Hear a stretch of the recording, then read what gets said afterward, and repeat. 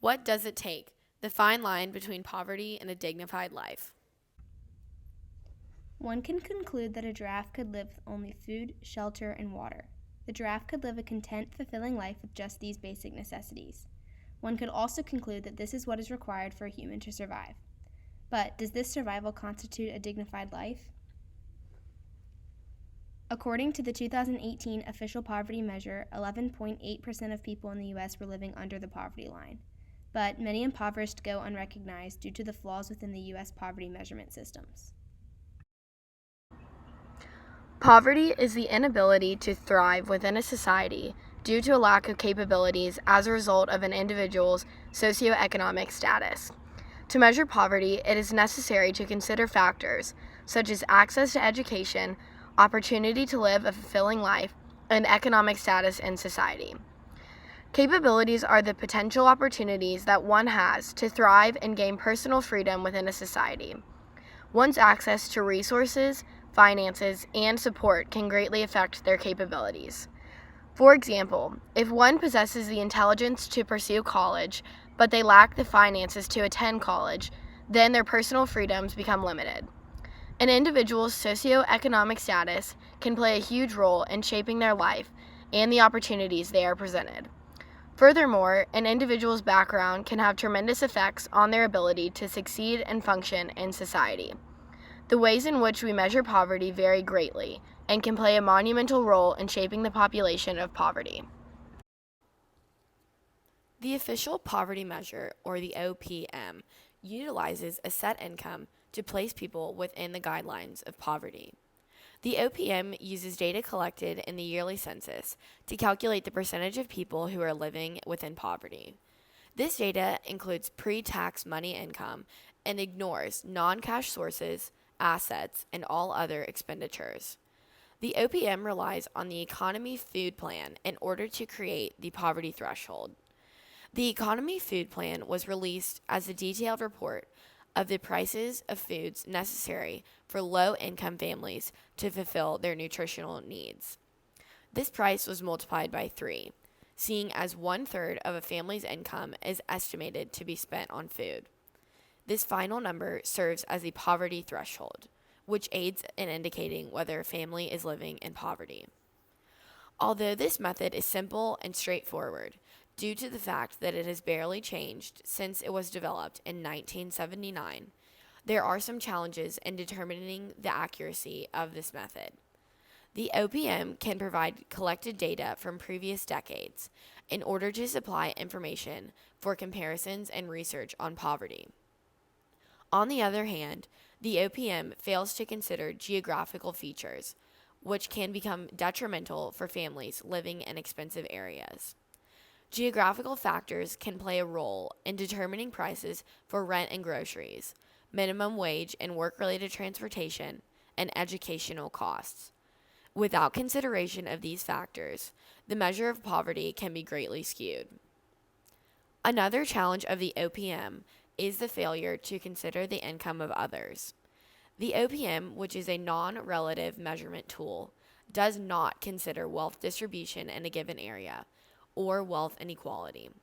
This can be extremely concerning for impoverished families living within a mass of wealth. Although they may not fall below the poverty threshold, they are living in poverty on many other scales.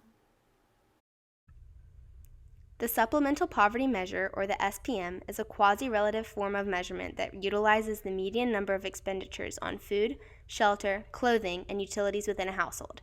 Additionally, the SPM considers geographical factors such as fluctuation of rent and groceries depending on location. The SPM also accounts for non-discretionary costs such as medical out-of-pocket expenses, work-related transportation, child care expenses, and taxes.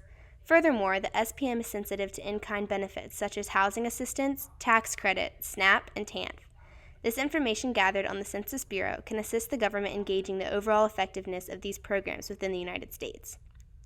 While the SPM is far more updated, the OPM can be used to compare and contrast the effectiveness of implementing government assistance programs. Another disadvantage of the SPM can be found within the failure to consider educational costs. Education in certain areas of the United States may require additional funding that the SPM does not consider when evaluating poverty within an individual or family unit. Additionally, the SPM fails to account for wealth inequality and distribution. By taking the median of all expenditures, the SPM is disregarding the wealthy outliers. The Human Development Index, or HDI, is a system of measuring the poverty within a country. The HDI is an index that evaluates three elements: life expectancy, education, and gross national income. The HDI considers these factors in order to reach beyond the significance of income and rather to gauge the opportunities within a country that allow for functioning within a society. In order to evaluate the extent of one's role within society, the HDI considers years of education to properly understand the extent of knowledge that an individual within the country has gained. Additionally, the HDI takes life expectancy into account. Life expectancy provides the HDI with information regarding overall physical health, mental well-being, and welfare of a country. This unique and complex measurement values certain aspects of life that ensure the future of a country's people. Although many aspects of the HDI seem to encapsulate the evaluation of a country's poverty, the HDI faces challenges when measuring these aspects. To measure education, the HDI gathers information regarding the average years of schooling within a country. This data could misrepresent the overall education of a country because it fails to account for literacy and comprehension of the knowledge. This information is then transformed to represent the education within a country. This method of gathering information is not always reliable because of the use of proxies and can leave room for discrepancy among the statistics.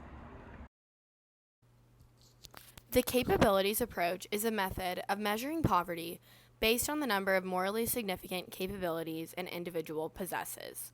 Capabilities, which represent everything a person can do, allow for personal freedoms to multiply. Martha Nussbaum, who pioneered the capabilities approach, created a tool of measurement that aims to evaluate the dignity of a human life. This unique approach includes an assessment of basic capabilities, including bodily health, emotions, and control over one's environment. With this approach, Nussbaum argues that the quality of life becomes questionable when one's capabilities are threatened. The capabilities approach offers an alternative evaluation of poverty that considers qualitative aspects of one's life that may not be considered in other measurements. While the OPM offers a firm line to measure poverty, the capabilities approach considers poverty in a relative sense while evaluating the income of others in the community. On the other hand, the capabilities approach can become limited by the subjectiveness and uncertainty in measuring certain capabilities such as play and emotion. Although other approaches to gauging poverty have concrete, quantitative numbers and percentiles to reinforce their method, it can become difficult to gauge the dignity of a human life. After investigating the positive and negative aspects of different approaches to measuring poverty, we formulated our own approach to measuring poverty. Combining certain aspects of the supplemental poverty measure, such as evaluating an individual's medical expenses and geographical features, with the capabilities approach, which included assessing the dignity of one's life, we've created our own unique approach. To begin, we will measure income through the census, which will provide the relative aspect to our measurement. When families apply for government assistance, we will evaluate the socioeconomic needs and circumstances of a family through an extensive survey. This survey will require a report of a family's educational achievements, out-of-pocket medical expenses, and mental health states. Our measure of poverty will consider the income of others in order to create a relative, realistic assessment of poverty throughout the world. This relative system of measuring poverty will aid us in investigating the effects of poverty on one's ability to properly and actively function within society. If this system is properly implemented, people who have the capability to achieve can succeed. Regardless of different levels of income, access to resources, and support, everyone should have equal opportunity to advance themselves. This strong, inclusive approach will ensure that those who are impoverished can live meaningful, dignified lives. Every poverty measure is different, whether it be income, medical expenses, life expectancy, or control over one's environment. Each of these are factors in the stability and dignity of a human life. Poverty requires an updated measurement tool that accurately captures a sense of an individual's ability to thrive within a society, access necessary resources, and feel secure and safe within the world. Overall, It is clear that we have made progress towards understanding the multifaceted plague that has taken over the world, but we are far from conquering the beast we know as poverty.